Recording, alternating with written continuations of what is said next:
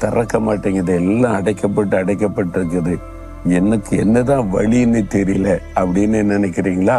உங்களுடைய பிள்ளைகள் காரியம், கணவருடைய காரியம், உங்களுடைய ஊழிய காரியம், உங்களுடைய குடும்பத்தின் காரியம், என்ன பண்றதுன்னே தெரியல அப்படின்னு நினைக்கிறீங்கல்ல? நீங்க பாருங்க, ஆண்டவர் சொல்றாரு ஏசாயா 43:19 நான் வனாந்தரத்திலே வழியையும் அவாந்தர வெளியிலேயே ஆறுகளை உண்டாக்குவேன்.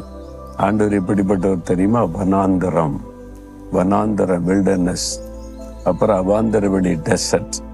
ஆண்டவர் சொல்றாரு, இந்த வனாந்தரம் இருக்குல்ல, அந்த வில்டர்னஸ்ல வழியே இருக்காது.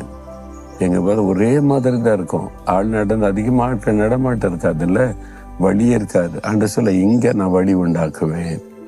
அவாந்தர வெளி டெசர்ட், ஒரே மணல். டெசர்ட்னா பாலைவனத்துல மணல் தானே இருக்கும், அதுல நான் ஆறுகளை உண்டாக்குவேன்றாரு.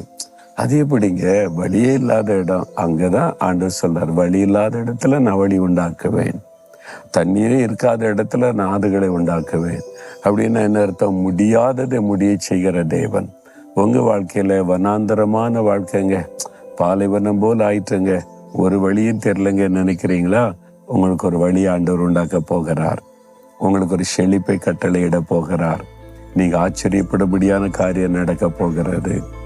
பிரியமானவர்களே, ஒரு சமயம் ஒரு சகோதரர் வந்தார்.